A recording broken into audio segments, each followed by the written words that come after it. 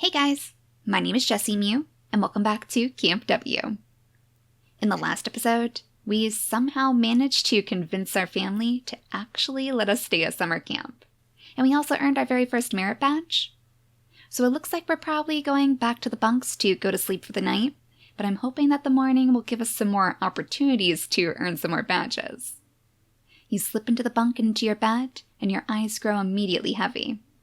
It has been a long day, and some campers are asleep, while others are finishing up with brushing their teeth or jotting down notes about the day in their diaries.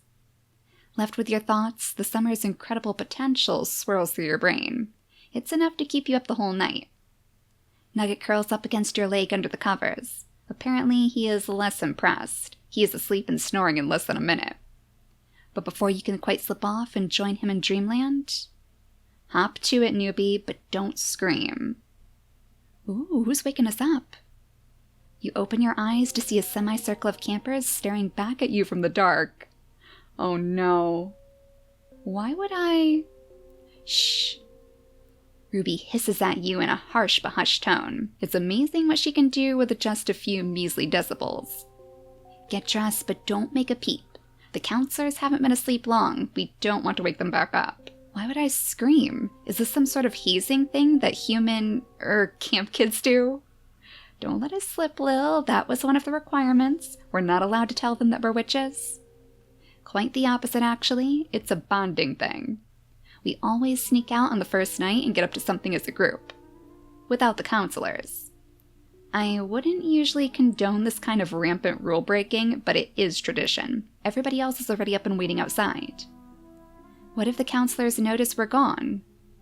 You hear a loud snoring from the corner of the bunk. They've been out partying.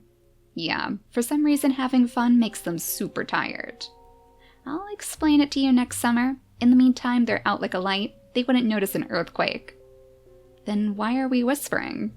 It's a sneaking out tradition. Of course, Lil. It's all about the atmosphere. So what are we going to go out and do then?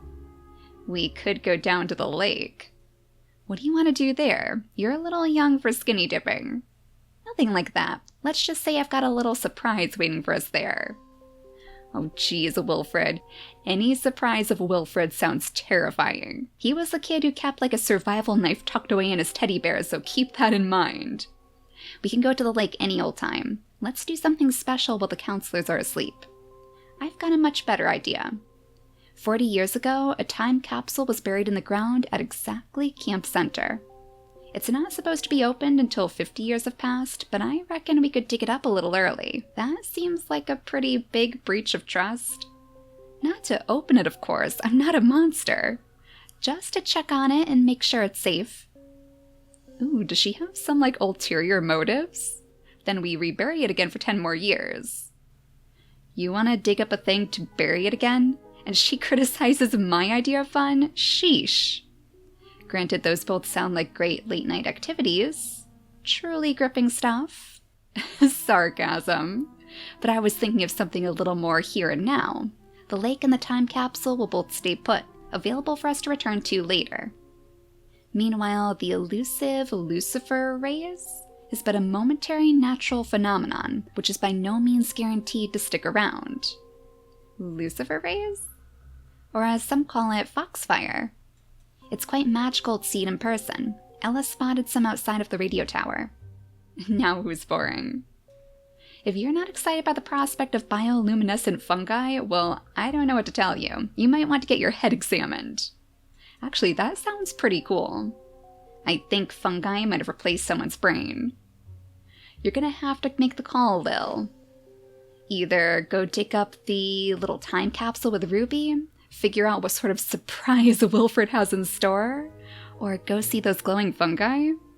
I know that Ruby's the only one that we haven't done something special with yet, but I think the fungi sounds the coolest. I think we're gonna have to go see this with our own eyes. If I must choose, and it sounds like I must, I choose the Foxfire. You set off into the woods toward the old Camp W radio tower. It's a good thing we shared ghost stories today. Nothing like a spooky tale to ease me into a late-night walk through some pitch-dark woods. Oh my gosh, I just noticed that Wilfred's teddy bear is on his little name tag. Oh my gosh, that is the cutest. Don't worry, Wilfred, it won't be dark for too much longer. Whoa, look at this place. Oh, that's the radio tower they were talking about. Oh my gosh, that is gorgeous. You turn the corner and arrive at the camp radio tower, which is lit up like a witch mystery. Whoa. Oh, even Sid is here. I forgot all the other kids were joining us. The ground glows green like the surface of an alien planet.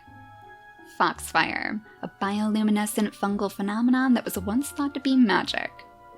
Though it has fire in the name, it's actually a rare source of cold light. It's safe to touch, but I probably wouldn't eat it.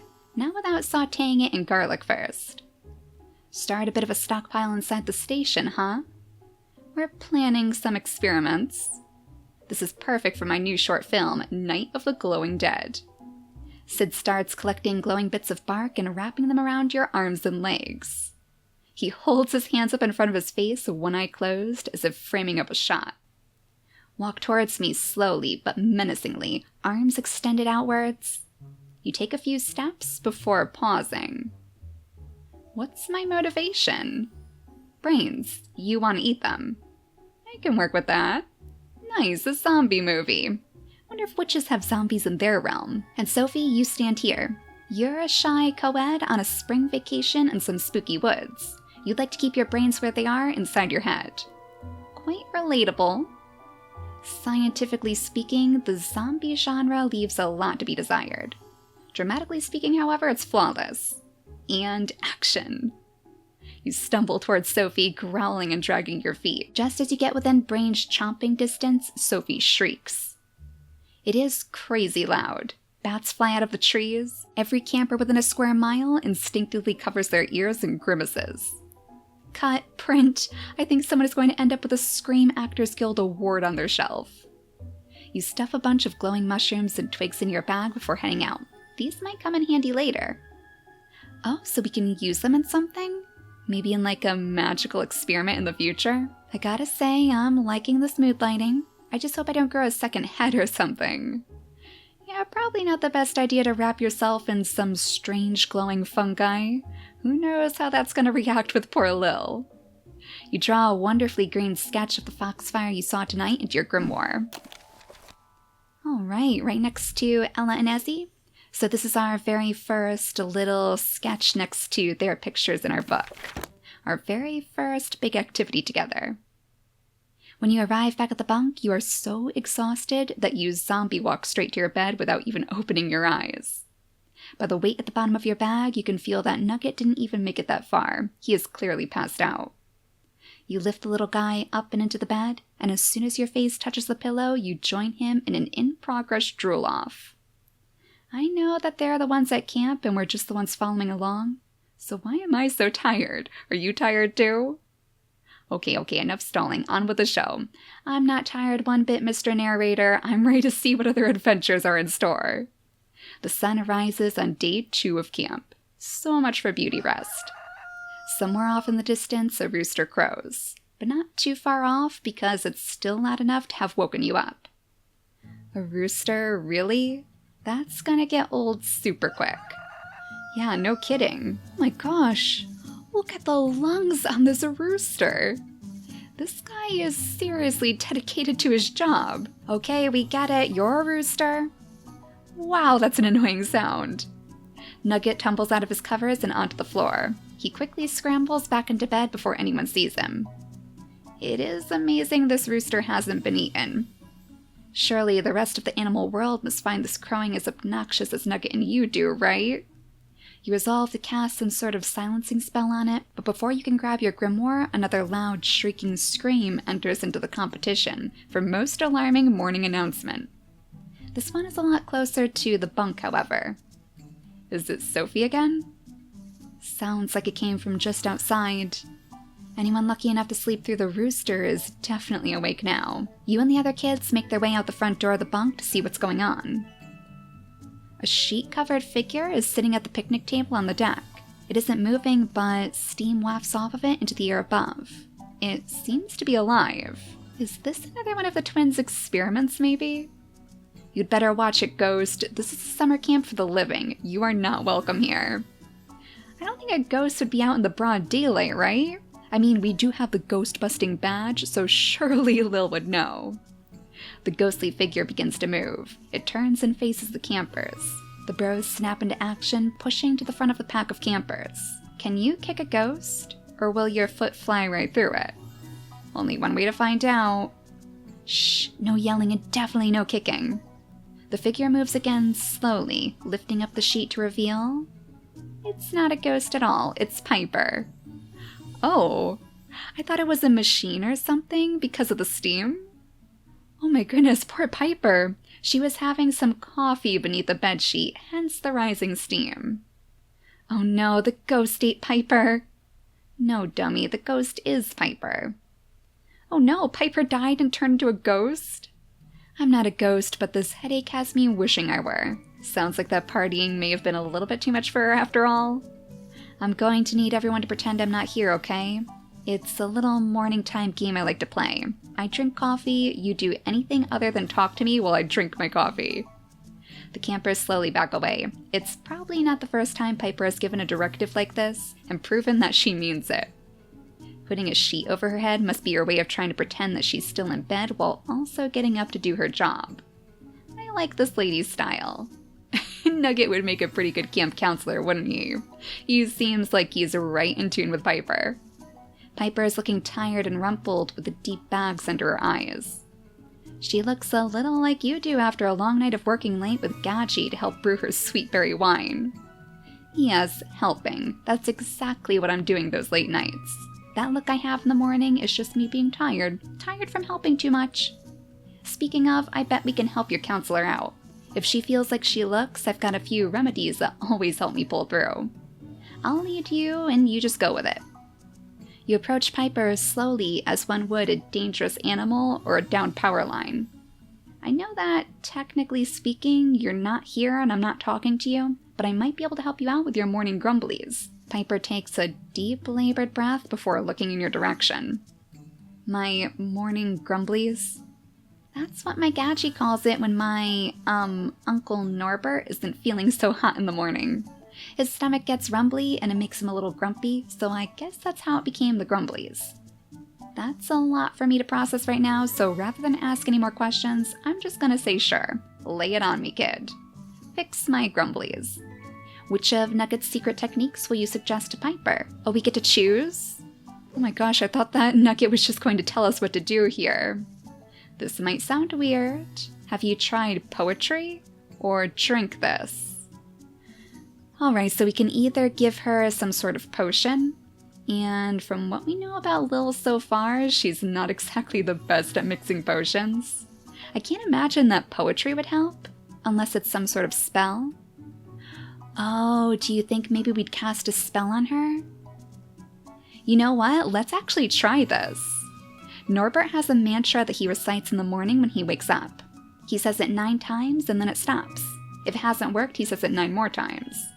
I'm not sure if there's any science to it, but it seems to help. I've heard him say it a lot of mornings, so clearly he thinks it works for him, or else I'm sure he would have given up on it by now. You've gotten Piper's attention. She sets down her coffee and listens closely. From these concerns, I back away. Here in my mind, they do not matter. For all I care about today are berries ripe in pancake batter. Your uncle's mantra sounds suspiciously like a breakfast order. It is the most important meal of the day, after all. I mean, you do have a point. Pancakes are pretty awesome. I guess it can't hurt to try. Okay, it sounds like it might not be a spell after all. It's more like an affirmation, I guess. Piper reaches into her pocket and fishes something out. She tosses it to you, and you instinctively reach out to catch it. It's a new merit badge. This badge was just for campers who put mind over matter in exceptional ways. Ah, excellent. Our second badge so far. These pictures are really something else, though. We have quite the interesting assortment of badges. I'm sure that Gachi will be very, very impressed. We're actually supposed to check up with our family like twice a day, right? So I would imagine that she is probably going to have to go into the woods pretty soon. Now please, go away. It seems that since Piper scared them off, the rest of the campers have congregated inside the boys' bunk. You follow them inside to see what's up. A clump of kids stands at the bathroom door. Oh my goodness. it's a little bit messier in here than the other room, isn't it? As they peer inside, a chorus of ews rolls through the camp. Some campers even make overdramatic gagging sounds and run away past you, one-upping each other regarding just how grossed out they are. I think I might be sick. I'm gonna hurl.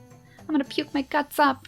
I'm gonna vomit my whole face off until I have no face and there's only vomit where my face once was. Okay, Blake, thank you for that imagery. Dude, too much. There is a pungent funk radiating from the room that is so thick and smelly you can almost see it hanging in the air.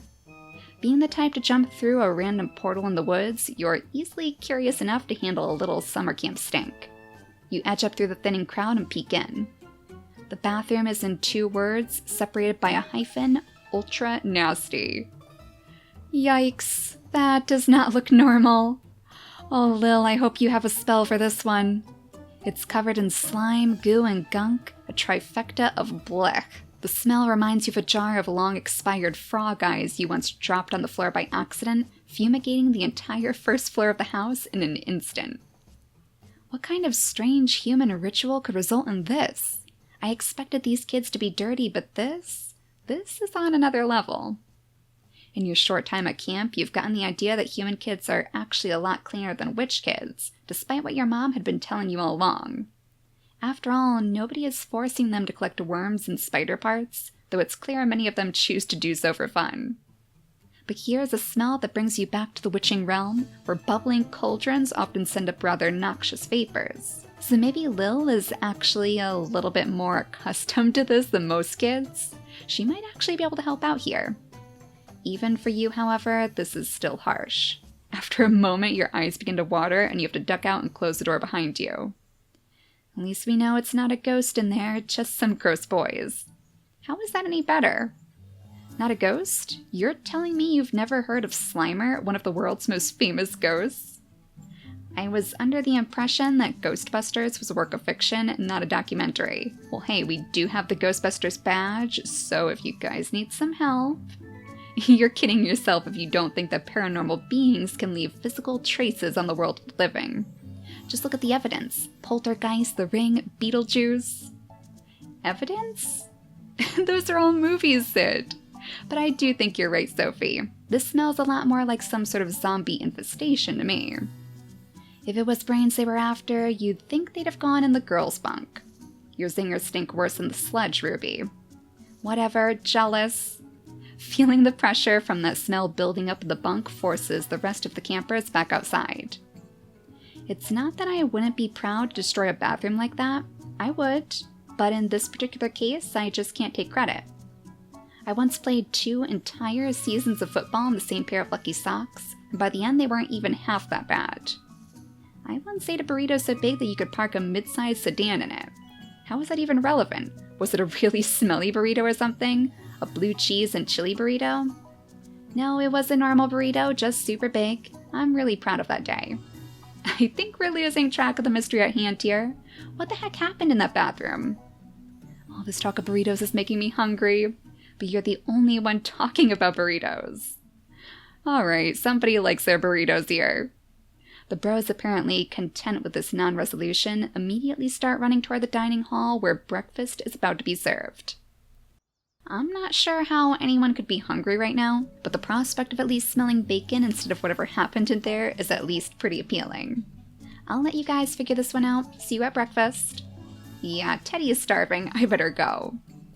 With the crowd thinning out well before arriving at any decent conclusion, you're left to wonder what actually happened in there. Yeah, I'm willing to bet that things were a little bit more on the magical side. Maybe it's even Lil's presence that's causing all of these things to happen.